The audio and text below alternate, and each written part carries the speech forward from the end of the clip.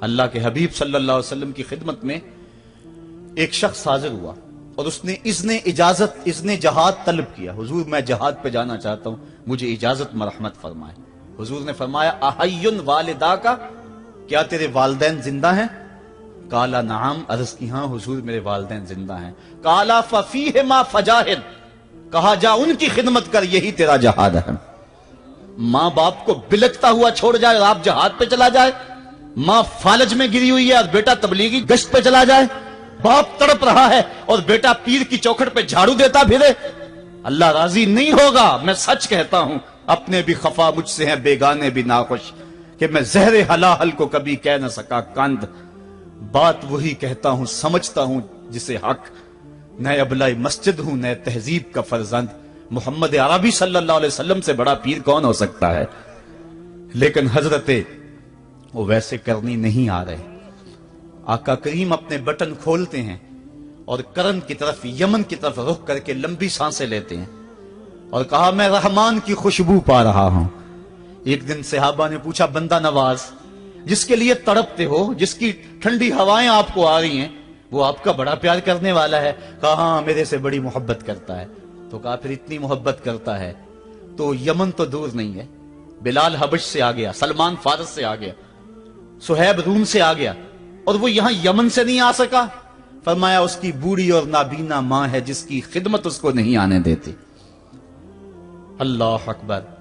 اب حضرت اویس کرنی نہیں آئے لیکن خیر التابعین کہلائے. آئے نہیں لیکن حضور ان کی یاد میں تڑپ رہے ہیں. اللہ, بلکہ حضور نے فرمایا کہ کوئی جائے اویس بن عامر کو ملے, اور جب ملے تو اس کو کہنا میری امت کی بخشش کی دعا کرے. جو ماں باپ کی خدمت کرتا ہے اس سے ثابت ہوا اس کی دعائیں قبول ہوتی ہیں. میں نے ایک روایت میں پڑھا ہے کہ جو آدمی روزانہ اپنے والدین کے لیے دعا کرے, والدین زندہ ہوں تب بھی, والدین فوت ہو گئے ہوں تب بھی, یہ عادت بنا لے, روزانہ ماں باپ کے لیے دعا کرے, ساری زندگی اس کے رزق میں بے برکتی نہیں آئے گی. اللہ اس کو رزق کی فراوانی عطا کر دے گا. اور جو والدین کے لیے دعا نہیں کرتا اللہ تعالیٰ کی رحمتوں سے محروم ہو جاتا ہے. حضرت ابو ہریرہ رضی اللہ تعالیٰ عنہ جب بھی ہاتھ اٹھاتے تھے تو یہ دعا کرتے تھے, اللہم اغفر لابی ہریرہ ولأمی ولمن استغفر لہما. اے اللہ ابو ہریرہ کو بخش دے, حضرت ابو ہریرہ کی ماں کو بخش دے, اور قیامت تک جو ہم دونوں کے لیے بخشش کی دعا کرے اس کو بھی بخش دے. حضرت امام محمد بن سیرین ایک بزرگ ہوئے تابعی, جب بھی دعا کرتے تھے یہ دعا ضرور کرتے تھے, اے اللہ ابو ہریرہ کی بخشش کر دے. کسی نے کہا کہ تمہیں ابو ہریرہ رضی اللہ تعالیٰ عنہ ان کی ماں سے بڑی ہمدردی ہے. کہا ان سے جو ہمدردی ہونی ہے وہ تو ہونی ہے.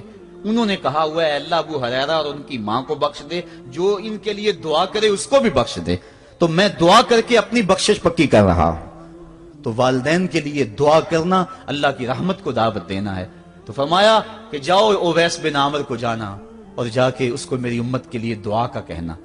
حضرت سیدنا عمر فاروق حضرت علی المرتضیٰ گئے, جا کے ڈھونڈا, تلاش کیا, اویس بن عامر ملے, حضور کا سلام کہا, بس پھوٹ پھوٹ کے رونے لگے. کہا بتاؤ میرے رسول کے لبوں پہ میرا نام کیسے آیا تھا, حضور میرا جب تذکرہ کرتے تھے کیسے کرتے تھے. یہ درد دیکھا تو بولے کہ کیا آپ اتنی محبت رکھتے ہیں تو پھر ملنے کیوں نہیں آئے حضور کو, اتنا جو پیار رکھتے ہیں تو زیارت کرنے کیوں نہیں آئے. تو حضرت اویس کرنی نے بات کے رخ کو بدلا, کہا تم نے میرے رسول کو دیکھا, تم نے میرے رسول کی زیارت کی ہے؟ کہا ہاں ہم تو صبح و شام وہاں رہے ہیں. کہا پھر بتاؤ حضور کے یہ ابرو جڑے ہوئے تھے یا کھلے ہوئے تھے؟ اب دونوں حیران ہو گئے. کہا تم نے تو دیکھا, میں نے تو دیکھا نہیں, تم بتاؤ نا. پھر میں تو گیا نہیں, مجھے کہتے ہو گیا نہیں, تم بتاؤ حضور کے ابرو جڑے ہوئے تھے یا کھلے ہوئے تھے؟ حیران ہیں. کہا حضور آپ ہی بتلائیے. کہا کوئی دور سے دیکھتا تو جڑے ہوئے نظر آتے, قریب آ کے دیکھتا تو کھلے ہوئے نظر آتے. یہ وہ ہے جو ماں کی خدمت کرتا رہا اور حضور کے دربار میں حاضر نہیں ہو سکا, لیکن حاضری اس کی تھی, وہ جہاں بھی تھا وہ نبی کے قرب میں تھا.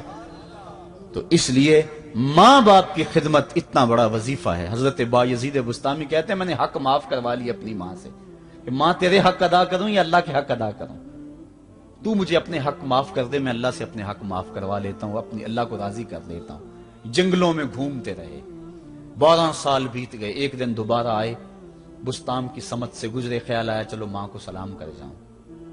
तहज्जुद का वक्त था, रात का वक्त था, दरवाजे पे खड़े रह गए कि मेरी माँ सोई होगी, मैंने कभी कोई खिदमत नहीं की माँ की, तो अब उठा के तकलीफ क्यों दूं।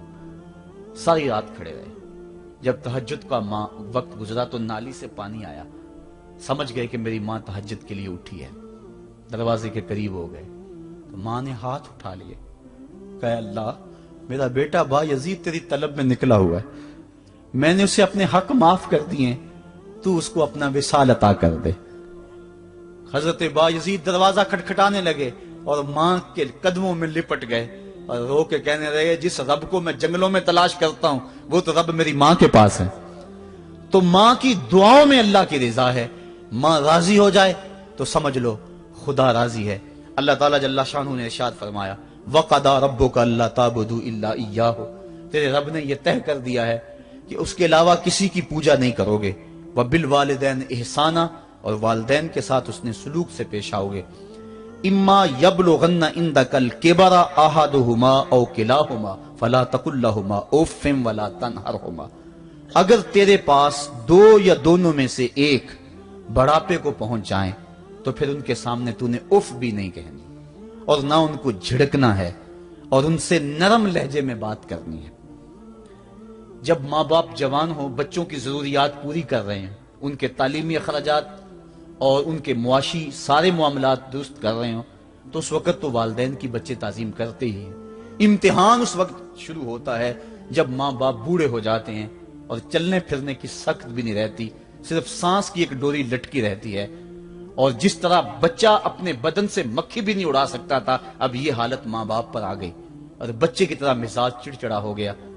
जमाने के हालात बदल गए, लेकिन माँ की पुरानी, बाप की वो पुरानी रवश है, वो उसी अंदाज में, उसी डगर में बात करता है। ये आजमाइश के दिन है, ये इम्तिहान के दिन है। अब देखना है वालिदैन की इस वक्त ताजीम कौन करता है।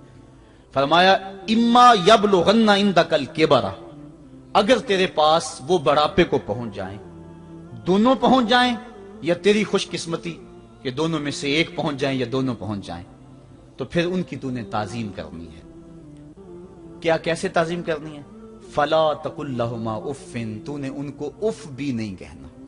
हजरत इमाम फखरुद्दीन राजी के हवाले से मैं आज ही सुबह या गुज़श्ता शब उफ की तशरीहात देख रहा था। उन्होंने 12-13 अकवाल बयान किए हैं, लेकिन 2 कौल फरमाते हैं। उफ ये है कि इंसान के बदन के ऊपर जो शफाफ रहता हो, साफ रहता हो, मट्टी पड़ जाए, रेत का जर्रा पड़ जाए तो उसको फूंक मार के उसको हटाता है, तो वो फूंक से जो आवाज पैदा होती है उसको अरबी में उफ कहते हैं।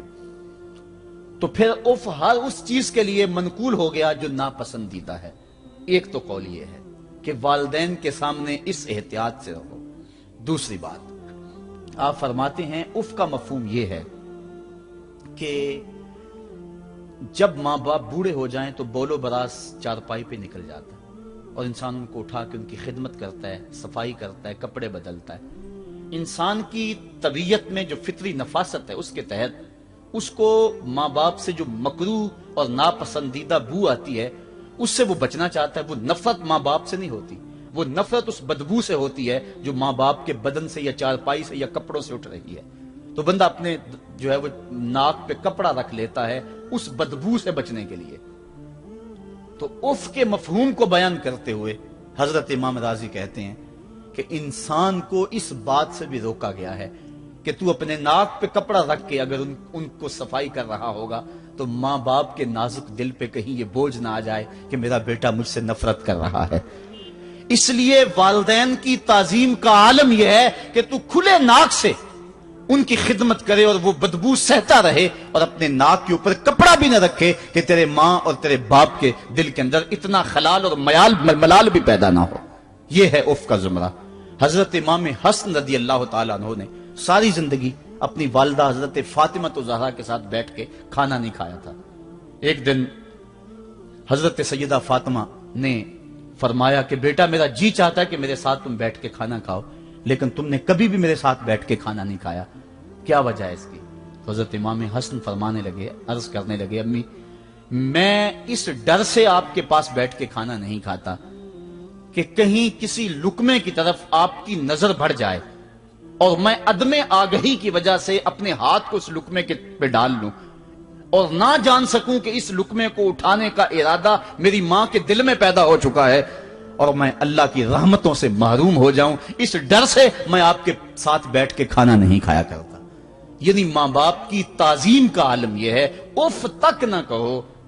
हजरत सईद इब्न मुसय्यब रदी अल्लाह ताला अन्हु जलीलुल कदर ताबी हैं, वो फरमाते हैं कि वालिदैन के सामने बेटे की हालत क्या होनी चाहिए।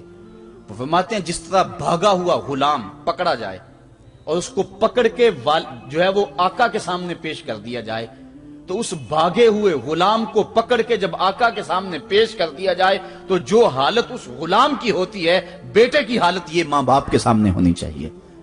अब उन बेटों को सोचना चाहिए जो अपने मां बाप को दकियानूसी का ताना देते हैं और समझते हैं ये ओल्ड फैशन है, इन्हें क्या पता जमाना कहां चला गया है, और उनके फैसलों को मुस्तरद करते हैं। उलमा ने इस बात को तफसील के साथ बयान किया है कि शरीयत के जो कतई ज़ाब्ते हैं, उन ज़ाब्तों और उन कवानीन को और उन मामलात में तो वालिदैन की फर्माबरदारी नहीं होगी अल्लाह की अगर मासियत होती हो, लेकिन जो मामले शक वाले हैं वहां मां बाप के कौल को तरजीह दी जाए। तो फरमाया उनके सामने उफ भी नहीं कहनी, वकुल लहुमा कौलन करीमा, और उनसे नरम लहजे में बात करनी है। वख्फिद लहुमा जनाह ज़ुल्ल मिनर रहमा, और उनसे बात और उनके लिए अपने बाजू बिछा लेने हैं नरम दिली की वजह से, नरमी की वजह से।